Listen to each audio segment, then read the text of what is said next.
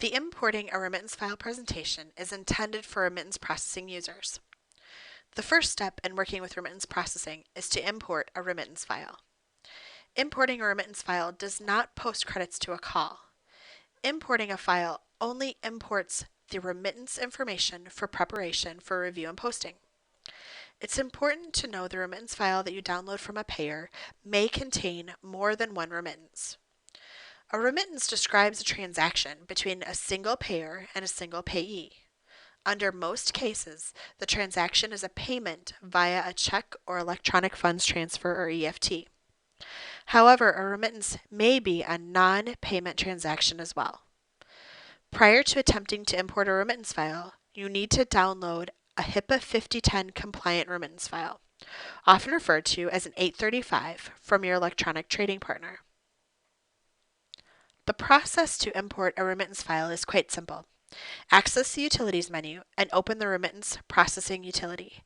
If Remittance Processing does not appear in your menu, either your system administrator has not granted you access to the utility, or this optional module has not been added to your system. If you are working in a multi-directory system, Remittance Processing works across directories, subject to security profile restrictions, of course. It doesn't matter which directory you're logged into when importing a remittance file. Click the Import Remittance File button, and then use the File Selection dialog to browse to the remittance file you want to import. Each customer may store files in the location of their own choosing. When you select a file and click the Open button, Remittance Processing will open the file and validate that it is a compliant remittance file. Remittance Processing will then analyze the remittances that are contained within the file.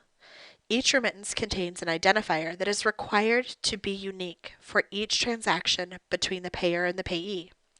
In most cases, this identifier is the check number or EFT number. If Remittance Processing detects that a remittance from this payer has already been imported with the same unique identifier, the remittance will not be allowed to import. It will be reported as a duplicate remittance. If there are any new remittances identified in the file, then you can click the Start Importing button to import the remittances for further processing. When the import is complete, the remittances that were imported will be visible in the Remittance Processing grid. If no remittances are visible after the import is complete, then the imported remittances probably have been linked to a directory that you are not authorized to work in. So could anything go wrong? If the remittance file is non-compliant, when Remittance Processing attempts to validate the file, it will report a parsing error. If a parsing error is encountered, please contact Support Services for instructions on how to submit the file to TriTech for analysis. Email is not an acceptable method. A parsing error does not indicate a problem with Remittance Processing utility. It just indicates a non-compliant file. This concludes the presentation on importing a remittance file. Key points to remember about importing include importing a remittance file does not instantly post credits to calls. It does import the remittance information so that it can be reviewed and then the credits can be posted. Remittance Processing will not attempt to import a remittance file that is not compliant with the HIPAA 5010 standard. Remittance Processing will not import a duplicate remittance.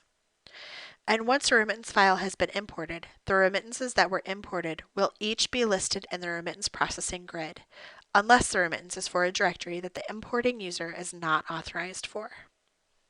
For more information on the configuration or usage of Remittance Processing, please view the other presentations in the Remittance Processing series. Thank you.